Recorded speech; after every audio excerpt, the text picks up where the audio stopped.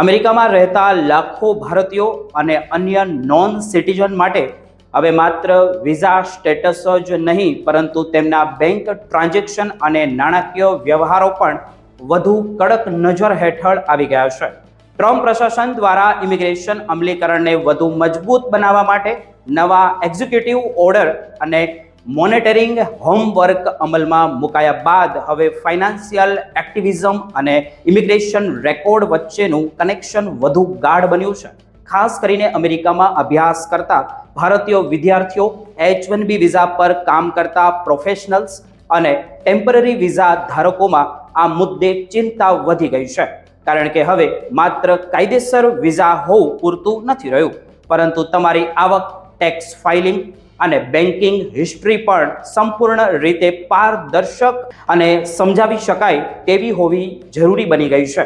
અમેરિકાની federal agency અને બેંકો વચ્ચે વધુ નજીકના ડેટા કોઓર્ડિનેશન દ્વારા આવી રહ્યું છે. બેંકો પહેલેથી જ એન્ટી મની લોન્ડરિંગ નિયમો હેઠળ શંકાસ્પદ ટ્રાન્ઝેક્શનની માહિતી રિપોર્ટ કરતી હતી, પરંતુ હવે નોન સિટીઝનની નાણાકીય પ્રવૃત્તિઓ અને ઇમિગ્રેશન સ્ટેટસ વચ્ચેના મેળાપ વધુ ભાર મૂકવામાં આવ્યો હોય તેવું લાગી રહ્યું છે.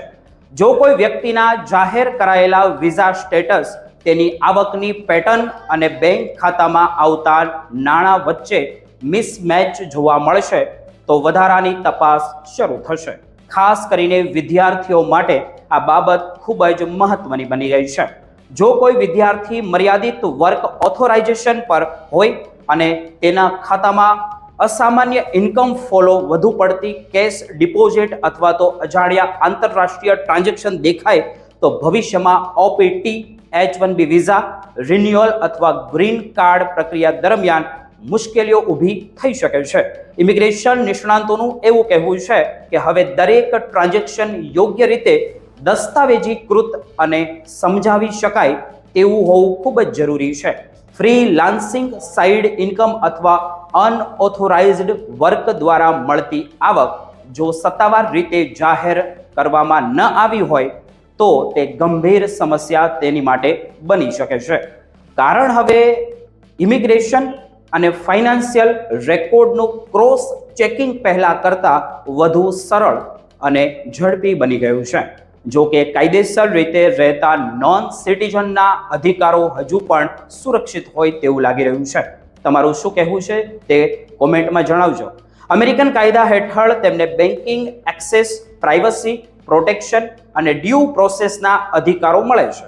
કોઈ પણ બેંક માત્ર નેશનાલિટી આધારિત ખાતું બંધ કરી શકતી નથી, પરંતુ કમ્પ્લાયન્સ ચેક, વધારાના દસ્તાવેજોની માંગણી અને ફંડના સોર્સ વિશે વધુ સ્પષ્ટતા માંગવાના કેસો વધી રહ્યા છે.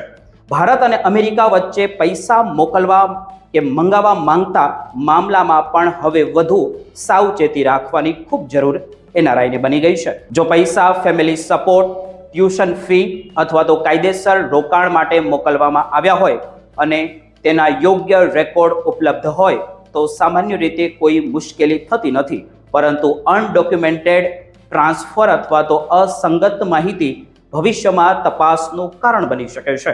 ટ્રમ્પ પ્રશાસન લાંબા સમયથી ગેરકાયદેસર ઇમિગ્રેશન, આઇડેન્ટિટી ફ્રોડ અને સિસ્ટમના દુરુપયોગ સામે કડક વલણ અપનાવી રહ્યું છે, અને આ નાણાકીય મોનિટરિંગ પણ તે જ મોટા અમલીકરણ અભિયાનનો ભાગ માનવામાં આવી રહ્યો છે. નિષ્ણાંતો સલાહ આપી રહ્યા છે કે અમેરિકામાં રહેતા ભારતીયોએ સમયસર ટેક્સ ફાઇલ કરવો, એમ્પ્લોયમેન્ટ રેકોર્ડ અપડેટ રાખવા અને તમામ બેન્કિંગ ટ્રાન્ઝેક્શનનું યોગ્ય દસ્તાવેજીકરણ કરવું જોઈએ. અંતમાં સૌથી મહત્વની વાત તો એ છે કે અહીં ગભરાવાની જરૂર નથી, પરંતુ બેદરકારી હવે ભારે પડી શકે છે.